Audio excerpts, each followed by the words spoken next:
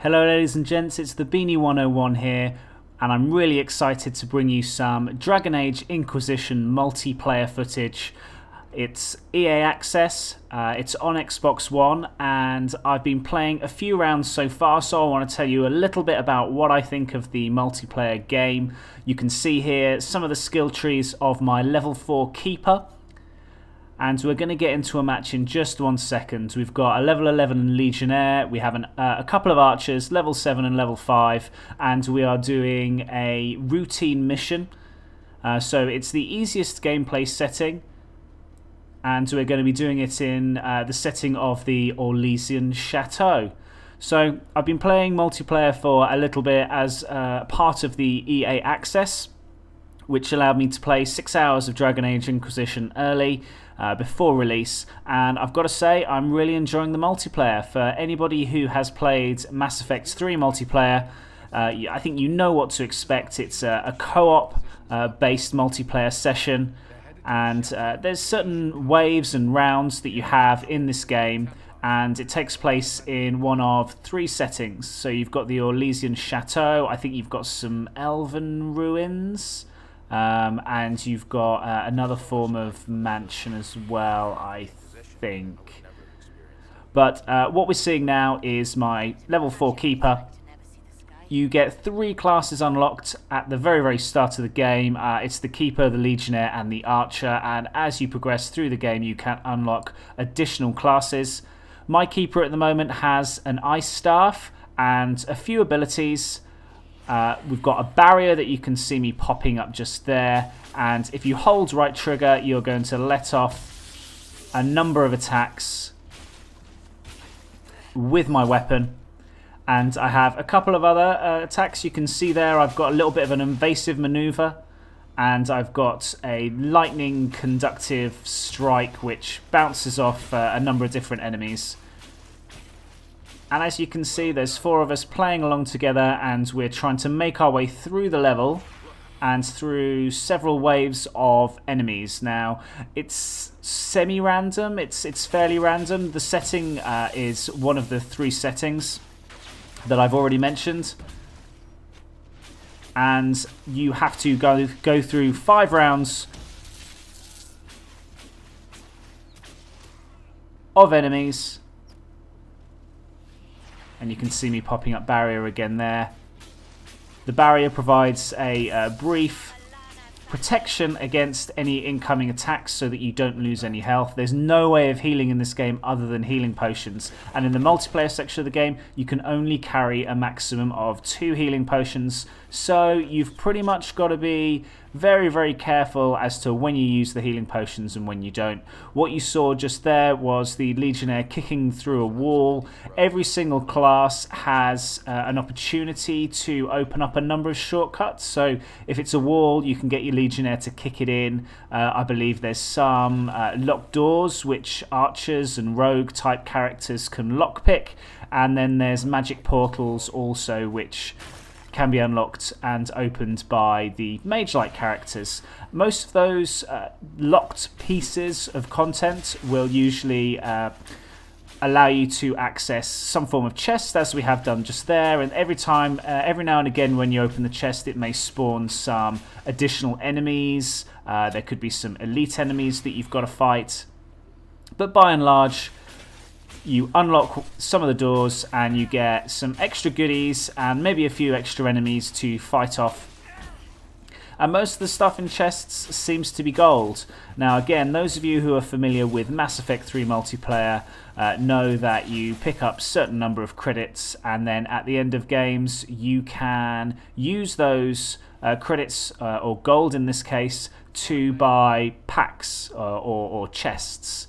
Similar to things like FIFA Ultimate Team, if you're a watcher of my channel, NHL, Hockey Ultimate Team, that sort of stuff. It's pretty typical of EA games to have this sort of content, and as you can see there's a couple of us that have fallen down and been incapacitated, so we have a short amount of time to be able to revive those people. I am just about being revived now by our archer, and it gives me an extra little bit of health. We are not doing quite so well. Now, bearing in mind this is a brand new mode that most of us have only played once or twice. I think I got to level 4 after 1 or 2 rounds. You level up to about 5 or 6 pretty quickly in this game, even on the easiest difficulty setting. But then it takes a little bit longer to get up the levels. You can see another door here, and this is the end of section 1, and you can see that there's a little potion that allows us to restore all our health between the zones. So this is zone 2 of 5, and the enemies get progressively tougher to defeat as you go through the levels. And I've played around mainly with the Seeker. I've had a little go with the Archer, and the archery class is again pretty good. It's got some standard attacks. It's got a flaming exploding bolt that I think comes as your opening skill, and then you can go through some of the other skill trees and develop some passive skills to build up your stats, or you can use your skill points to build up additional abilities. You can only hold 4 abilities on your character, so you want to be very mindful of what abilities you want to use. You can't respec your characters once you've spent your points. Once they're gone until you get to level 20, and then you get the option to Prestige. And Prestige will reset your character to 0, and it will also give you some form of secondary skill bonus to every single character that you play with. So as you can see there, we're working our way through the enemies. There was an optional objective there, which gained us some additional gold, an extra 57 gold there. And I'm trying to smash that pot to little or no avail. There is some destructible pieces of the environment. The pots will usually carry some form of gold. Oh, I put a barrier up so that I don't get killed by this thing, and I'll use my Fade Step ability to get away from the spider, and then now I've got a little bit of support from the archer. We should be able to take him down just like that. So this is a game about cooperation. If you go swanning off somewhere, you can quite easily get overrun by enemies, as some of us found out to our detriment in this particular game. And for those of you that have played any Dragon Age Inquisition single player, you've got a good idea of what sort of tactics you'd need to employ. So Seekers are there to bring barriers up and make sure that people are protected and they don't lose too much health. Your Legionnaire class can build up guards, which performs a similar sort of ability. It provides them with additional damage resistance and an additional barrier before they start losing health. But me, as a Seeker, I've worked out a kind of play style where I want to mainly have my barrier up for large parts of the game. So I'm moving over here, and I'm trying to make sure that we get groups of us together so that I can put the barrier up on more than one of us at once. But this guy is very, very low on health, so I'm going to make sure that he has a barrier up. And as you can see, it doesn't last a long time, but it does provide you a good amount of damage protection.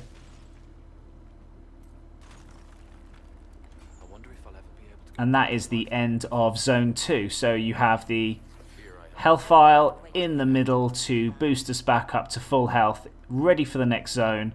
And these zones do change every single time you play. There's a number of different elements and enemy placements and different enemy types. I think the enemies that you face are definitely randomized. And you face one of 3 factions when you're playing the game.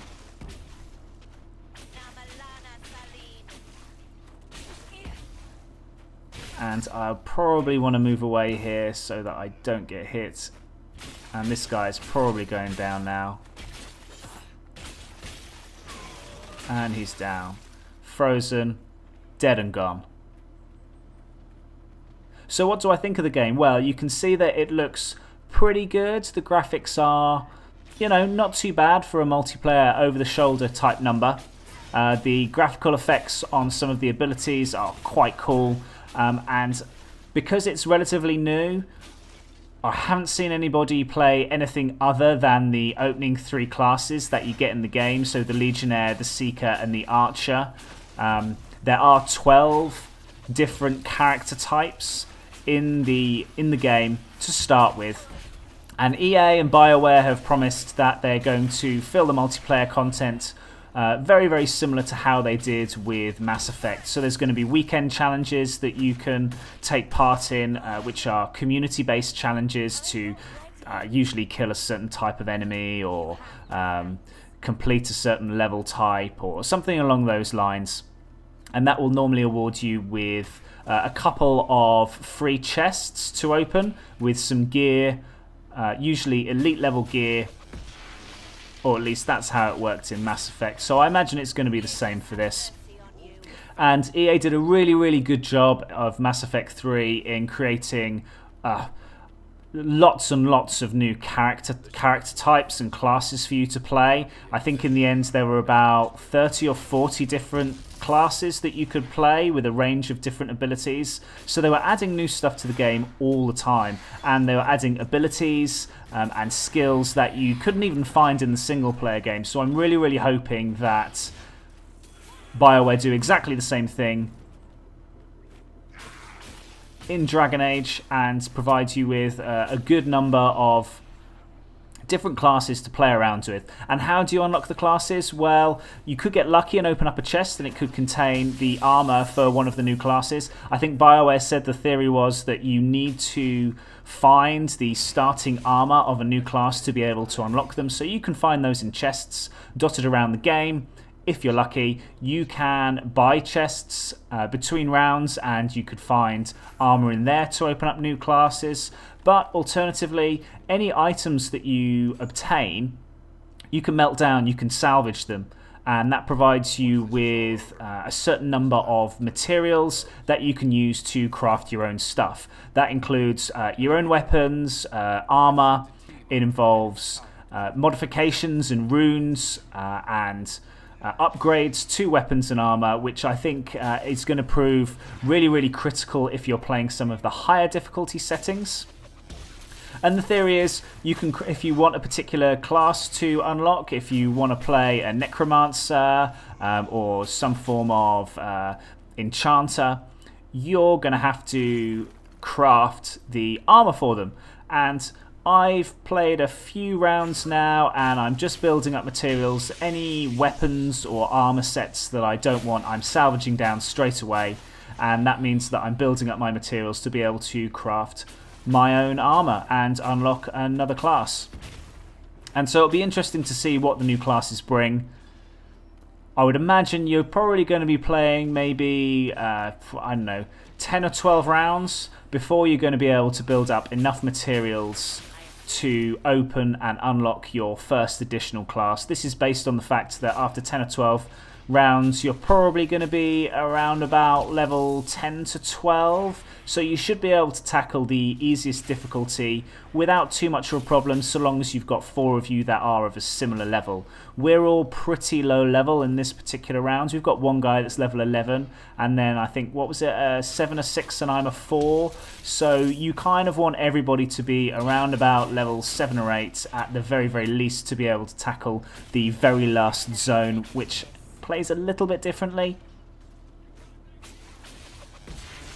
But as you can see here, there's a number of different skills that you can use, and as you rank up, all of the... Oh, I'm going to die here. I'm going to die, please. Up the barrier. Protect yourself. And this is one of the elite enemies. You can see he's absolutely huge, so we want to take him down. This is a red... Is it a red Templar Knight? No. So we're making sure we've got the barrier up on most people. My electrocution ability will bounce backward and forward between 2 or 3 different enemies.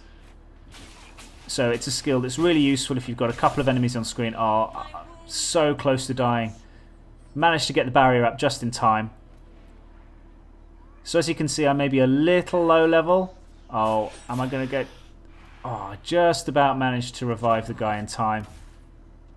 Waiting for my barrier ability to come up again, and oh yeah, I screwed up there. For some of the area effect abilities, I managed to, you need to press the button to activate the ability, and then you need to press A to actually cast it. And the number of times that I pressed A too quickly and ended up jumping on the spot, utterly ridiculous. So one of our guys has been incapacitated. He either couldn't be revived in time, or if you're incapacitated, I think more than 3 times, you die.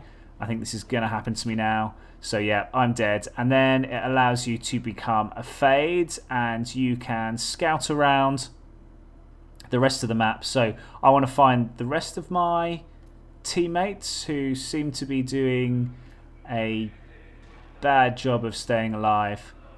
We've probably overstayed our welcome at this particular point, and it looks like all of us are dead. So that is Dragon Age Inquisition Multiplayer. The operation has failed. Like I say, we're probably going to need a party that's slightly higher in level in order to beat this round of the game. But I'm intrigued to see exactly how the different classes play, how the weapons evolve. I haven't really dug deep into the crafting or the runes and the upgrades that you can add to your weapons and your armor. So I'm quite excited to see how that all works, and also how the community challenges play out as the weeks go by. So we're seeing a leaderboard now. All of this XP is shared, so it doesn't matter who picks up the XP, it's shared amongst the party. And you can see that Reviolent, our Legionnaire, was the top player within that game, and you get medals which boost your XP as well.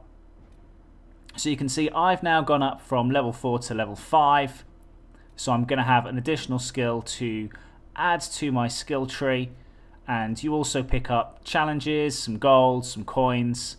So let's have a look at our skill tree. The Keeper has a couple of skill trees. One of them is a protective tree, which is where you get all your barrier abilities, and quite a lot of your passives to either buff your ability to regain mana. And you also have a primal spirit tree, which looks at some of the more offensive abilities that you can get. So as you know, I was using the chain lightning throughout that level, and I think I want to do a bit more damage, so I'm going to increase my chain lightning to bounce across a few more enemies. So let me know what you think about Dragon Age Inquisition Multiplayer so far. Is it something that you're going to play? Is it just a throwaway mode? I certainly plan on playing a whole host of it, because if it's anything like Mass Effect 3 multiplayer, it's going to be pretty damn good and a great co-op experience. A really good supplement to the main game, which is already packed full of content. So please like, please subscribe if you want to see all of my content first. And most importantly, thank you ever so much for watching. I'll catch you again next time.